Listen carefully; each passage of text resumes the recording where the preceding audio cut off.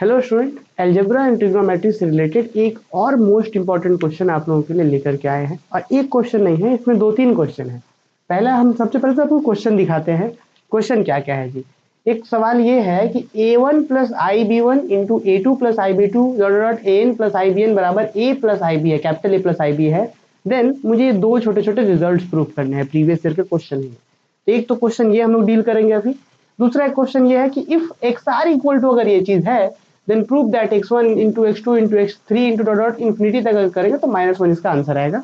ये एक दूसरा क्वेश्चन है। और तीसरा क्वेश्चन है जो वेरी वेरी इंपॉर्टेंट है, क्या है जी, nth रूट ऑफ यूनिटी, या क्वेश्चन बोल सकते हैं find nth root of unity and prove that क्या it's form an GP, geometric progression. तो बोला गया है इसमें बहुत तरीके के क्वेश्चन है कि if nth root of unity forms a set x1 x2 x3 xn then the root are in GP, कि मानिए जो रूट है nth root of unity GP होता है। इस क्वेश्चन को कैसे कैसे पूछा जा सकता है वो भी बताएंगे। इसमें ये भी बोल दिया गया कि सम ऑफ रूट से जीरो, कि मैंने nth रूट ऑफ यूनिटी जो भी है x1 x2 x3 जो भी nth रूट ऑफ यूनिटी आएगा उसका सम करेंगे तो जीरो होगा। और जब प्रोडक्ट करेंगे किसी दो का, किसी भी दो nth root of unity x r और एक्स एस का करेंगे तो x r plus s minus one आएगा, और डिवाइड करेंगे तो x r minus s plus one आएगा। ये चीजें हैं। इसमें से सबसे ज्यादा इंपॉर्टेंट 1 नंबर 2 नंबर है। 1 ज्यादा इंपॉर्टेंट है, nth रूट ऑफ यूनिटी एक जीपी बनाता है, ये प्रूफ करना होता है। थोड़ा सा अगर आप लोग के पास समय होगा, पेशेंस होगा, तो आप ये तीनों क्वेश्चन डील कर पाएंगे। तीनों मैंने डील तो हम ही करेंगे, अभी एक्सप्लेन करेंगे, आप लोग इसको एग्जाम में डील कर पाइएगा। थोड़ा सा पेशेंस रखिएगा तब। तो आइए हम लोग आगे बढ़ते हैं और सबसे पहले पहले क्वेश्चन से शुरुआत करते हैं इस लेक्चर का, इस वीडियो सॉल्यूशन का। क्वेश्चन क्या कह रहा है, A one plus I B one A two plus I B two product हो रहा है, A three plus I B three होगा, इस तरीके से dot dot dot A N plus I B N है, और ये capital A plus I B है, मुझे प्रूफ करना है। ठीक है, ये तो है जी कि ये सब चीज है। और 1 नंबर रिजल्ट मुझे ये प्रूफ करना है कि a1 का स्क्वायर प्लस बी वन का स्क्वायर इंटू a2 का स्क्वायर प्लस b2 का स्क्वायर डॉट एन का स्क्वायर प्लस bn का स्क्वायर बराबर capital A square plus B square. और दूसरा चीज tan inverse B one by A one, tan inverse B two by A two, sum कर रहे हैं तो ये आ रहा है। ठीक, तो जरा ध्यान दीजिए कि इसको प्रूफ करेंगे कैसे हम लोग। तो सबसे पहला काम ये है कि इस चीज को ना स्टूडेंट हम लोग क्या नाम दे देंगे जानते हैं, इस रियल पार्ट को जो है ये आर कॉस थीटा था। चूंकि ये a1 a2 अलग अलग बहुत सारा है तो नाम दे देंगे r1 cos theta 1, r1 cos theta 1। इस इमेजिनरी पार्ट को r1 sin थीटा 1। देखिए पहले फैक्टर के लिए r1 cos theta 1, r1 sin theta 1। फिर सेकंड फैक्टर के लिए a2 को r2 cos थीटा 2 और r2 sin थीटा 2। इस तरीके से यहाँ पे जो जनरल में ही बात कर लिया जाए, तो अगर जनरल बात कर लेंगे तो सबके लिए हो जाएगा। तो हमने रियल पार्ट को क्या करा कि put a n equal to r n cos theta n. जैसे यहाँ पे अगर हम बोल देते कि a1 रहता है, अभी ये पहला वाला तो a1 तो r1 कॉस थीटा 1 अभी बता रहे थे आपको। तो एन है, एन का क्या हो गया, तो r n cos theta n, और एंड बी एन का मैंने इमेजिनरी पार्ट जो है उसका आर एन साइन थीटा है। एन क्या है, 1 2 3 से एन तक है। मतलब ये लिखने का ये हुआ कि अगर वहां a1 मुझे जैसे दिखा तो हम तुरंत उसका क्या नाम माने हैं, r1 cos थीटा 1। अगर b1 दिखा तो बोलेंगे r1 sin theta 1, a2 b2 तो वो r2 फिर cos theta 2 r2 sin theta 2, ऐसे हो जाएगा। वही लिखा है हमने। तो अब बोलिए जैसे स्टूडेंट ऐसा कर लिए हम तो क्या होगा इससे फायदा, तो स्टूडेंट स्क्वायर करके दोनों तरफ को ऐड कीजिए। याद है आपको कि जब हम दोनों तरफ के स्क्वायर करके ऐड करेंगे तो इधर भी स्क्वायर होगा, इधर भी स्क्वायर, इधर भी स्क्वायर, स्क्वायर कर लिया हमने, स्क्वायर स्क्वायर स्क्वायर इस पे भी हो गया। जब ऐड करेंगे ना तो एन का स्क्वायर एक तरफ होगा और बी एन का स्क्वायर लेफ्ट तरफ, पहले देखिए लेफ्ट तरफ से लेफ्ट तरफ ऐड होगा, एन का स्क्वायर प्लस बी एन का स्क्वायर लिख दिया हमने। और राइट से जब करिएगा ना तो आर एन का स्क्वायर दोनों में कॉमन हो गया, cos square theta n sine square theta n 1 हो गया। तो बचेगा आर एन का स्क्वायर बराबर ए एन का स्क्वायर प्लस बी एन का स्क्वायर। और थीटा एन कैसे निकलता है, डिवाइड करके, याद है। तो थीटा एन कैसे निकलेगा, डिवाइड कर लीजिए, इस पूरे चीज से ये डिवाइड कर लीजिए, ए एन बराबर यहाँ पे r n by cos theta n. तो ये b n r n cut गया, बचा बी एन बाई एन बराबर sine by cos tan, tan theta n. Tan को इधर भेजिएगा तो थीटा एन बराबर tan inverse b n by n. ये बात हम पहले ही बता चुके थे। क्या ये बात समझ में आया। तो हमने करा सब्स्टिट्यूशन, ए एन को r n cos theta n और बी एन को r n sine theta n हमने सब्स्टिट्यूट कर लिया। फिर यहाँ पे देखिए तो आर एन का स्क्वायर कितना आ गया, यहाँ पे आ गया एन का स्क्वायर प्लस बी एन का स्क्वायर, एंड थीटा एन का value tan inverse b n by n divide करके ले आए। अब ये ए को मत समझिएगा, ये सबके लिए है। नाउ वी हैव, अब देखिए हम अगर इसको लिखना चाहें, a1 को लिखेंगे r1 cos थीटा 1 आई, b1 को लिखेंगे r1 sin थीटा 1, सेकंड में r2 cos theta 2 plus i r2 sin theta 2 dot rn cos theta plus i rn sin theta equal to capital A plus I b. आइए आगे, अब r1 मुझे यहाँ भी दिखा, r2 यहाँ दिखा, कॉमन कॉमन कहने का मतलब r1 यहाँ भी है यहाँ भी है, कॉमन निकालिए बाहर, r2 बाहर, rn बाहर, तो कैसे निकला r1 cos theta 1 plus sin theta 1 गुना r2 कॉमन किए cos theta 2 plus sin theta 2 dot rn गुना कर लिए equal to capital A plus I b. आइए नेक्स्ट स्टेप, r1 r2 सब तो स्टूडेंट प्रोडक्ट में ही है ना जी, बात समझिए, ये r1 ये सब चीज तो आपस में गुना में ही है ना, तो हम पहले r1 r2 rn गुना कर लेते हैं बाहर, r1 into r2 dot dot rn, फिर बचा क्या cos theta 1 plus I sin theta 1 cos theta 2 plus I sin theta 2 dot dot cos theta n plus I sin theta n बराबर capital A plus I B. क्या दिक्कत है? तो बोलेगा sir कोई दिक्कत नहीं है, बिल्कुल सही है कि नहीं, सब तो गुना में ही था ना, तो हम रीअरेंज तो कर सकते हैं। अब बोले ये तो सर ठीक है, अब लेकिन ये डी मोवर्स का फॉर्मेट है, कॉम्प्लेक्स नंबर है, cos theta 1 plus I sin theta 1 cos theta 2 plus I sin theta 2 cos theta n plus I sin theta n, अगर कॉम्प्लेक्स नंबर ऐसे प्रोडक्ट होता है तो एंगल ऐड हो जाता था, याद कीजिए डी मोवर्स थ्योरम का प्रूफ जो करवा रहे थे वहां पे, तो क्या होगा cos theta 1 plus theta 2 plus theta n plus I sin theta 1 plus theta 2 plus theta n, बाहर में capital A plus I B equal to है, तो ये हो गया। अब आपको पता है रियल पार्ट कौन है जी, तो रियल पार्ट इसको बोलते हैं और आई के साथ जो रहता है उसको इमेजिनरी पार्ट बोलते हैं, इधर रियल ये है इधर इमेजिनरी ये है, कोई दिक्कत नहीं। अब बोले तो सही तो ठीक है, तो ये जो r1 से rn तक है वो इसके साथ भी गुना होगा और उसके साथ भी, तो हमने लिखा equating real and imaginary part we get, equating real and imaginary part we get क्या मिलेगा, तो रियल पार्ट क्या है जी, r1 r2 rn इसके साथ गुना करिए equal to capital A, this is real part, देख लीजिए r1 r2 rn cos theta 1 plus theta 2 plus theta n बराबर capital A, this is relation number a, and imaginary part r1 r2 rn sin theta 1 plus theta 2 plus theta n बराबर capital B, this is relation number 2। अब क्या, इस दोनों relation को now squaring and adding 1 and 2 we get, इस दोनों relation को square करके ऐड कर देते हैं आपस में। स्क्वायर कैसे होगा जी, तो स्क्वायर होगा r1 का स्क्वायर r2 का स्क्वायर rn का स्क्वायर cos स्क्वायर, इस अंदर में एंगल में स्क्वायर नहीं कर सकते,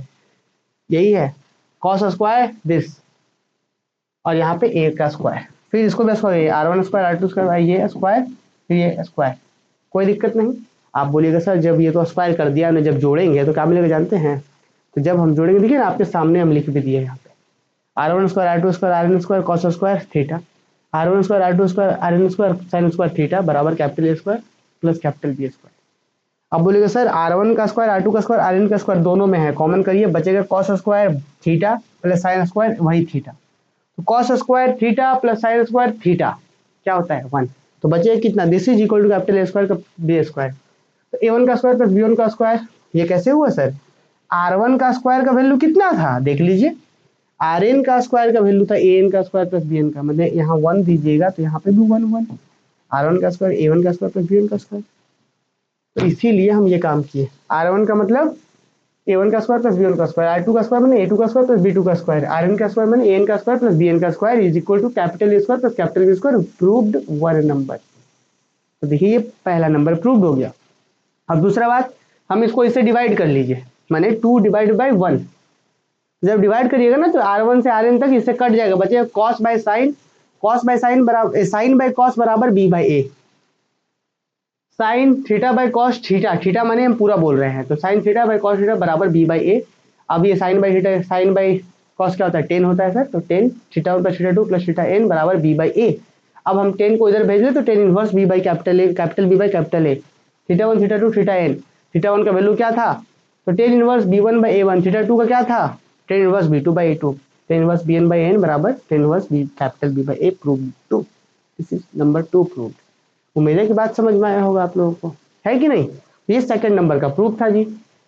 तो ये स्टूडेंट ये पहला क्वेश्चन एग्जाम में पूछा गया था, तो हो सकता है कि इस बार आप लोगों को पूछ दिया जाए, तो ये क्वेश्चन मोस्ट इंपॉर्टेंट हो जाता है आप लोग के एग्जाम के पॉइंट ऑफ व्यू से, है ना। आइए एक क्वेश्चन और है,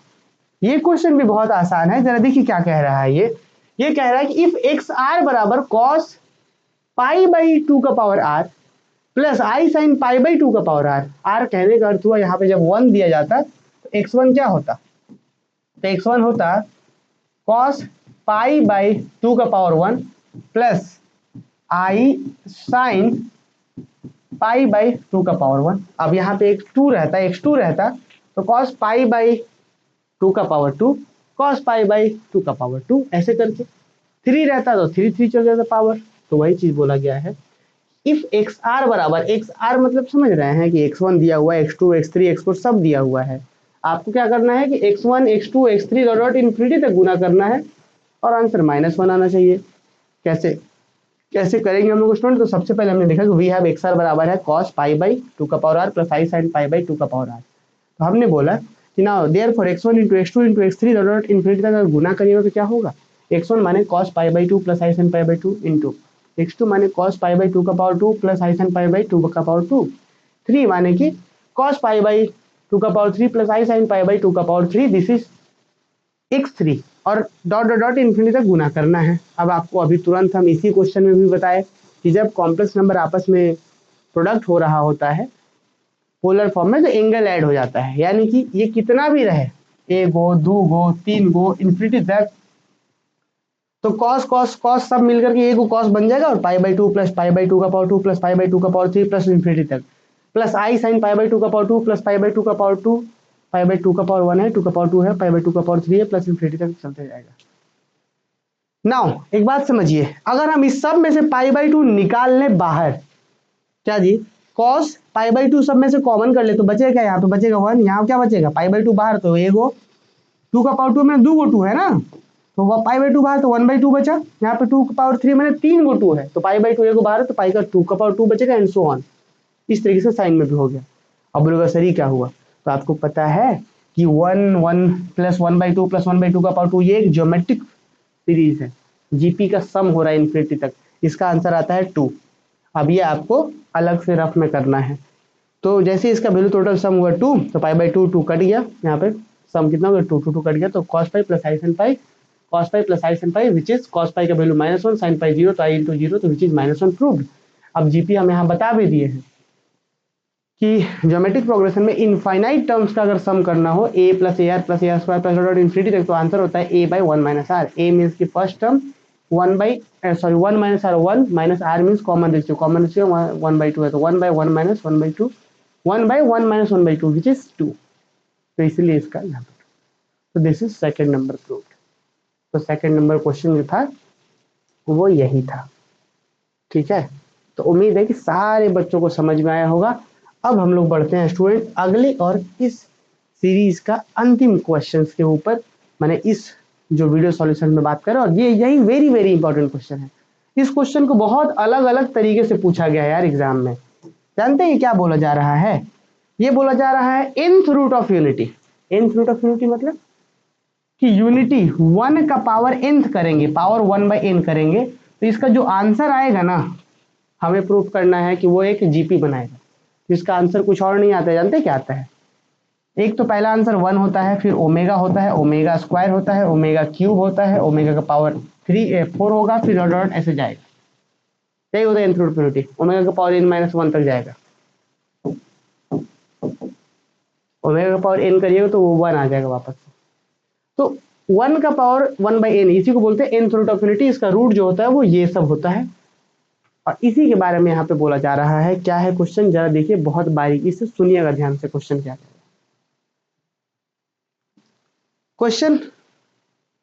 क्वेश्चन क्या कह रहा है स्टूडेंट यहाँ पे कि if nth root of unity forms a set,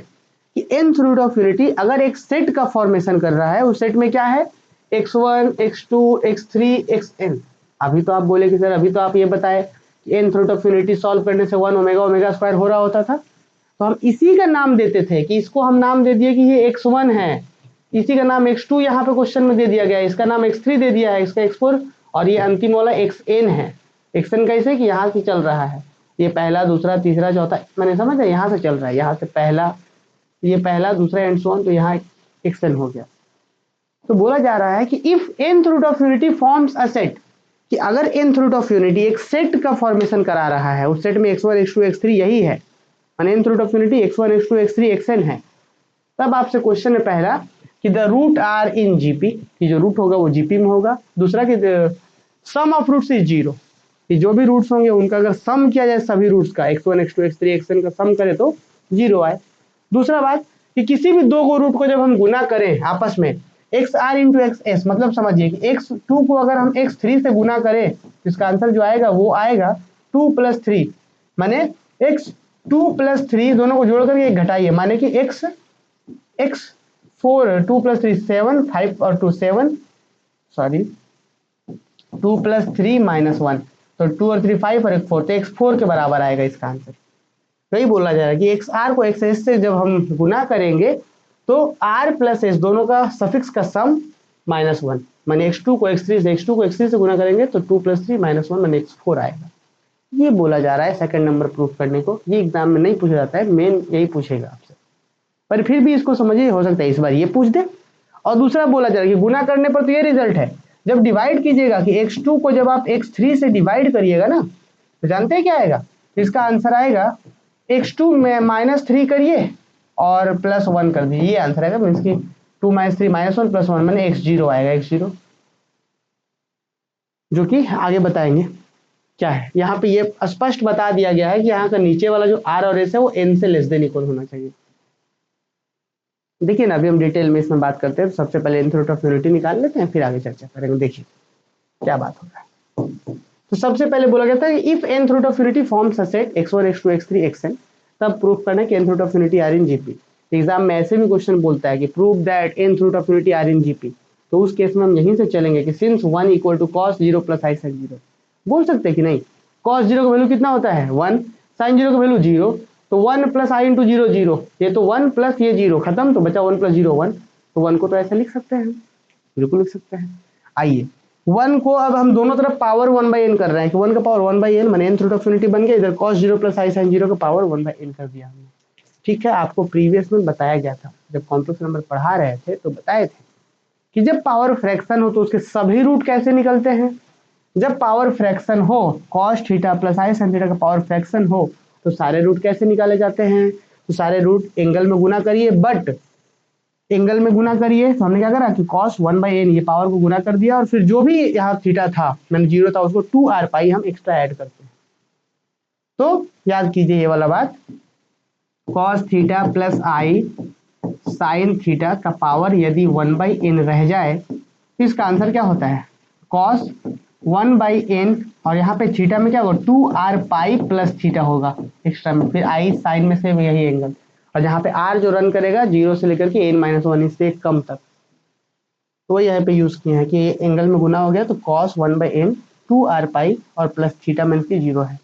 plus i sin 1/n 2r π plus theta के 0 है, तो यहाँ पे r क्या रन करेगा 0 से n - 1 तक, 0 से n - 1 तक रन करेगा, इससे कम तक। आइए तो अब देखिए ये तो खत्म, तो सीधा cos 2r π/n plus i sin 2r π/n where r जो है 0 1 2 3 से कहाँ तक n - 1 तक, ये हो गया। तो ये nth रूट ऑफ यूनिटी के इतने वैल्यूज आ रहे हैं। सबसे पहले 0 पुट करिए, r के जगह पे एक वैल्यू मिलेगा, 1 पुट करिए दूसरा मिलेगा, तो हम सबसे पहले यही काम किए कि therefore all nth root of unity r क्या क्या होगा। सबसे पहले 0 पुट करके देखिए, तो 0 पुट करिए यहाँ पे आके 0 0, तो 0 तो पूरा cos 0 + i sin 0, तो पहला रूट होगा cos 0 + i sin 0। दूसरा 1 पुट करके देखिए, यहाँ पे आ गया 1, यहाँ पे 1, तो क्या होगा cos 2π/n plus i sin 2π/n, तो दूसरा रूट होगा cos 2π/n plus i sin 2π/n। Third root होगा जब यहाँ पे स्टूडेंट 2 पुट करेगा, यहाँ भी 2 और यहाँ भी 2 पुट करेंगे, तो आपको पता है कॉम्प्लेक्स नंबर में डी मॉर्गन थ्योरम काम करता है, क्या बोलता है कि हम दोनों में से 2 को कॉमन करके होल स्क्वायर लिख सकते हैं कि cos 2π/n plus i sin 2π/n, green वाला जो 2 है उसको कॉमन पे पावर कर दिया हमने, कर सकते हैं। तो हमने यही काम करा, तो पहला रूट ये, दूसरा रूट ये, तीसरा रूट है cos 2π/n plus i sin 2π/n का पावर 2, इस तरीके से अगला वाला होता cos 2π/n plus i sin 2π/n का पावर 3, इस तरीके से अंतिम में जो n - 1 पुट करना है तो उसका हो जाएगा cos 2π/n plus i sin 2π/n का power n - 1, this is denoted by 1, cos 0 plus i sin 0 होता है 1, इसी का नाम हमने क्या रख दिया ओमेगा रख दिया, तो 1 ये हो गया ओमेगा, यही चीज ओमेगा है यहाँ पे, तो उसका स्क्वायर है, तो that is 1 omega, omega square, omega cube, omega का power n - 1, where omega equal to cos 2π/n plus i sin 2π/n।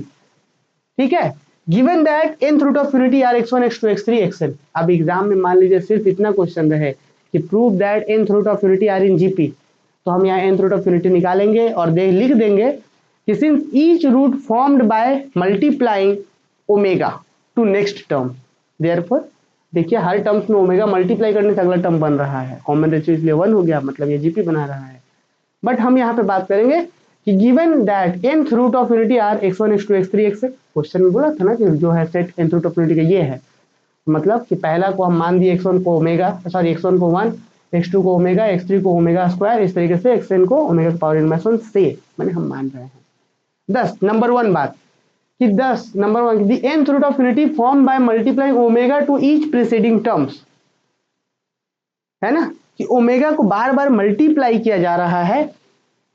nth root of unity formed by multiplying omega to each preceding terms, that is common ratio is 1, hence nth root of unity is, तो देखिए nth root of unity formed by multiplying omega to each next term, यहाँ पे preceding नहीं next term होगा, next term, next मतलब कि हर बार next term, जैसे कि एक हो गया अगला में ओमेगा मल्टीप्लाई किया तो अगला बना, फिर मल्टीप्लाई किया तो अगला बना, इस तरीके से तो हर एक नेक्स्ट टर्म में मल्टीप्लाई करना पड़ रहा है, that is common ratio is omega, hence nth root of unity forms GP, तो nth रूट ऑफ यूनिटी क्या हो गया जीपी बना दिया। अब दूसरा सवाल ये था इसी क्वेश्चन में कि सम ऑफ nth रूट इज 0,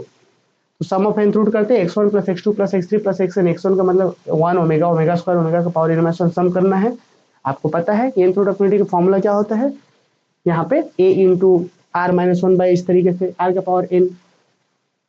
तो यहाँ पे कॉमन रेशियो क्या है a हो गया, यहाँ पे r का पावर n मीन्स की ओमेगा का power n minus a by r minus a, तो ओमेगा का पावर n हो गया common ratio -1 by omega -1, omega माने कि 1 तो मतलब हो ना cos 2π n + i sin 2π n power n -1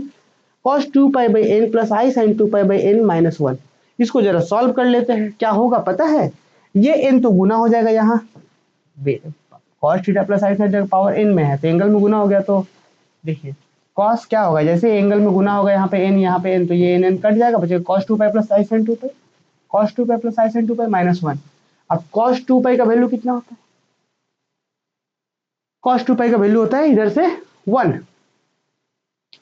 और sin 2π तो खत्म, तो 1 - 1 0 0 और नीचे कोई मतलब ही नहीं रहा, तो 0 proved, sum of root is equal to 0 proved. कोई बात यहाँ तक, तो उम्मीद है कि बात आप समझ पा रहे होंगे। तो यहाँ पे सेकंड रिजल्ट जो स्टूडेंट इस क्वेश्चन का सेकंड, फर्स्ट बात कि जो रूट है वो जीपी में है, सेकंड बात कि सम रूट का 0 हो गया, वो भी हमने प्रूफ करा। थर्ड बात कुछ खास उतना इंपॉर्टेंट है नहीं, पर फिर भी एक बार जरा देख लीजिए कि चूंकि आपको बड़े अच्छे से पता है कि सिंस एक्सएन कितना है, एक्सएन माने कि अंतिम वाला जो रूट है, एक्सएन माने जनरल, एक्सएन क्या है ओमेगा का पावर n -1, तो एक्सआर कितना होगा, जब एक्स एन हमारा ओमेगा का पावर n -1 है, क्वेश्चन में देख लीजिए आप, यहाँ पे